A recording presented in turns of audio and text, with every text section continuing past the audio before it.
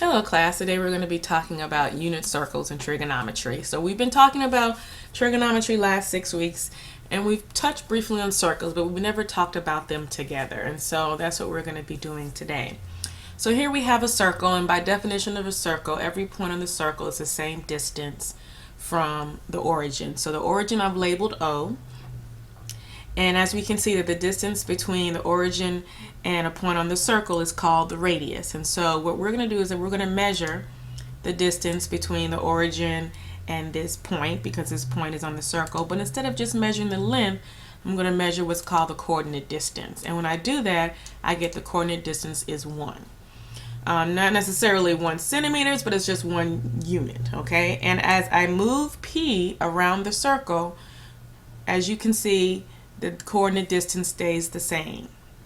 Okay, so what we're going to do is how we're going to connect this with with trigonometry. We're going to make a right triangle. So what we're going to do is I am going to make the right triangle. Oops, move it up here. And this right triangle is going to be called triangle OBP. And three important things about OBP, okay?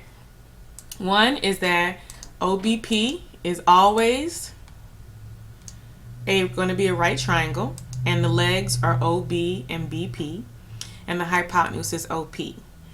And because of the way I created, OP is always going to be 1 unit because it's the radius of the unit circle. And let me just put that in there. You know, this has to be a unit circle. That's what it means to be a unit circle, because it has a radius of 1. Okay, so we're going to take a look, and we can see here we do have a right triangle, and that even as I change P, the angles of the right triangle change all except the right angle B. It stays the same. So that stays the same. But what's changing are the angles that are not the right triangle, and what's also changing are the legs, the lengths of the legs of the right triangle as I move P. But what stays the same are these 3 things. So we have a right triangle, and we have, from what we know, if you remember on page 93, it's the concept of ratios between all of these right triangles. If you remember on page 93, we have notes about trigonometry and the 3 common ratios: sine ratio, cosine ratio, and tangent ratio. Okay, and so we've abbreviated sine as SIN, cosine as COS, and tangent as TAN. So please have that available when we're discussing this, because we're actually going to add to these pages of notes. So let's talk about one of the ratios, and we're going to take a look at the sine ratio. So we're going to take the sine of angle O, which is the angle that is produced with the origin and the 2 legs. And the ratio of the sine ratio is opposite leg over the hypotenuse. So the leg that's opposite of angle O is BP, and of course the hypotenuse is OP. Well, we know that because we're on the unit circle that the hypotenuse has length exactly 1. So really the sine of angle O is essentially this equal to just BP. So the sine of angle O is equal to exactly BP because the hypotenuse is 1. And we look at the cosine of angle O. Cosine of angle O is equal to the adjacent leg over the hypotenuse. And in this case, the adjacent leg is OB. Hypotenuse is still OP. So, and since that's 1, then the cosine of angle O is equal to OB. So in other words, only on the unit circle do we not need a ratio, because we have the hypotenuse is 1, so that lets us know that the sine of angle O is BP and the cosine of angle O is OB. Well, how is that important? Well, if I wanted to take a look at the coordinates of OB and BP, they relate to the cosine and the sine. So here we have that the coordinates of P are 0.8 and 0.6. So that means that its x and its y coordinates, the x coordinate is 0.8 and the y coordinate is 0.6. Let's see how that relates to the sine and the cosine of these angles. So 2 more things that we want to add. The coordinates of P are x and y, but the x and y relate to the length of the legs of the right triangle. If you don't believe me, let me show you. OB, if I go to measure, if I go to measure OB,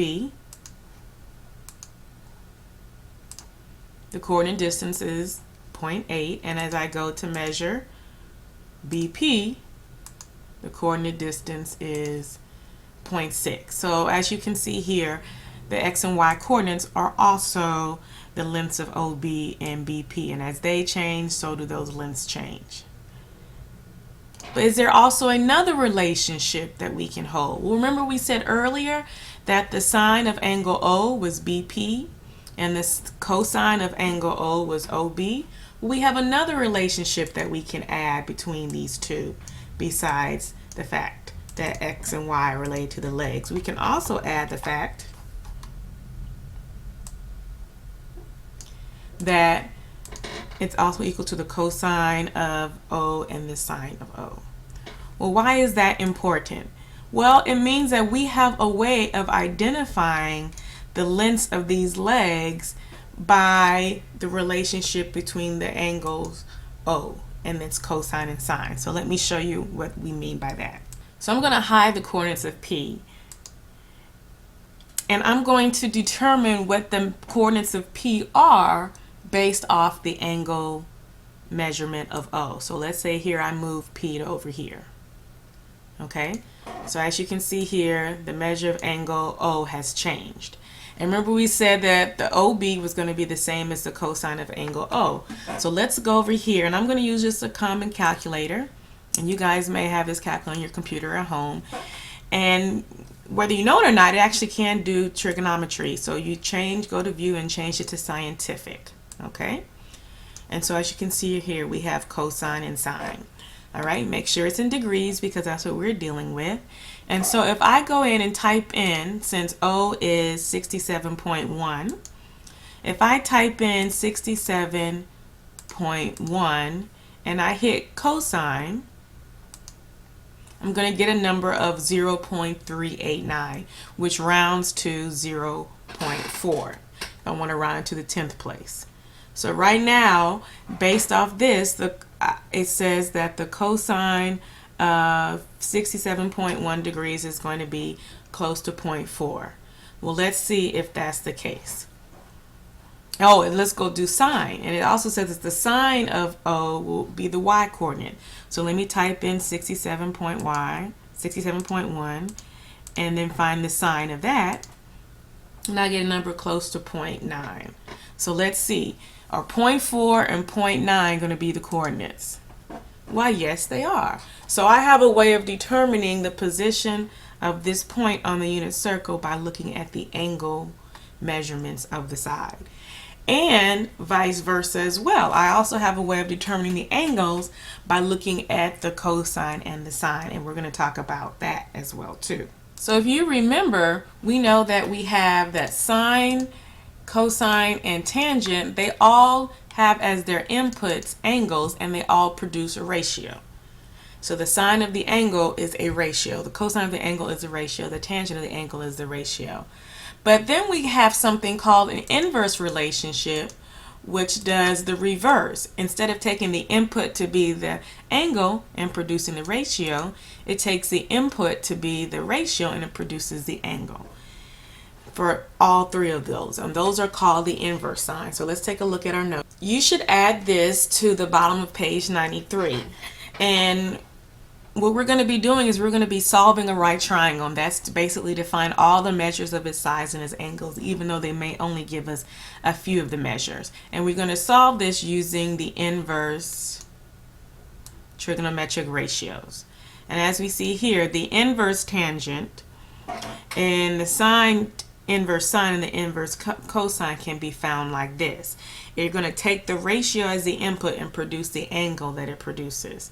So on our calculator, how can we do that? Well, I'm going to show you, and we're going to go through some examples that are on page 92.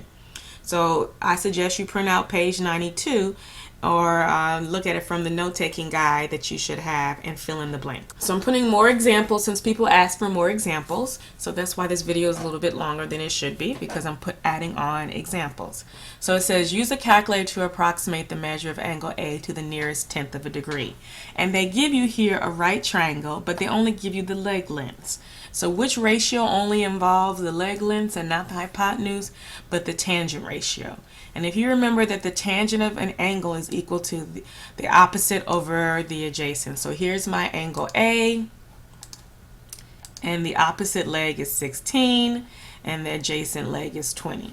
So when I calculate that ratio, either simplifying it or plugging it into the calculator, I get 4/5 or 0.8. Okay? So we're trying to figure out which angle gives us a tangent ratio of 0.8. So like I said, over here we have in our lovely calculator, let me clear it, we have an option to find the inverse tangent. Over here it's this button called inverse. Okay, so what I'm going to do is I'm going to plug in 16 over 20, or as we saw, 0.8, and I'm going to say inverse tan. Oops, I did that all wrong, sorry. I hit the wrong button. Sorry. Okay, so we're going to do 0.8. And then we're going to press the inverse button, and I want the inverse tan. And when I do that, it gives me a value of 38.659. So it tells me that the measure of angle A is around 38.65908, blah, blah, blah, blah, blah. And we can check it by actually going in here and saying, if I were to plug in 38.659 and hit the tangent, move this out the way, and hit tangent, it would give me a value close to 0.8, which is what we have. Okay?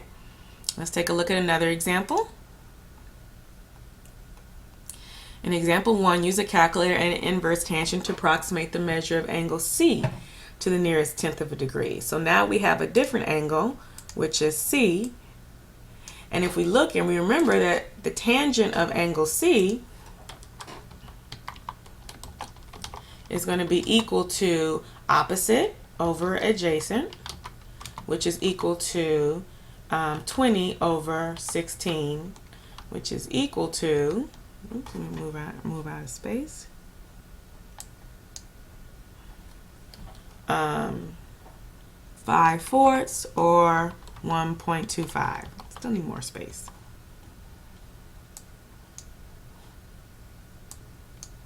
Okay, so now we're trying to figure out what angle measurement of C will give me a tangent of 1.25. So we're going to use the calculator to figure that information out. So we're going to go back in here, press clear. We're going to put either 20 over 16 or 1.25. We're going to hit inverse, and we're going to hit tan, and it's going to give me 51.34. So that means that the measure of angle C is 51.34 degrees. Okay? Okay, so let's go down to the next example. It says use an inverse sine and inverse cosine. A and B are acute angles. Use a calculator to approximate the measures of angle A and B to the nearest tenth. Well, here they don't show us a picture, but they do tell us that the sine of angle A is 0.676. So how do I figure out what measure of angle A is? I just go into the calculator and I figure out, I go and put 0.76, inverse, and since we're using sine now and not tangent, I hit sine, and I get 49.46. Well, it rounds to 49.5. And since over here we are using cosine, I would put cosine clear. I would put 0.17, go ahead and hit inverse, and then cosine, and I get 80.2. And that's it.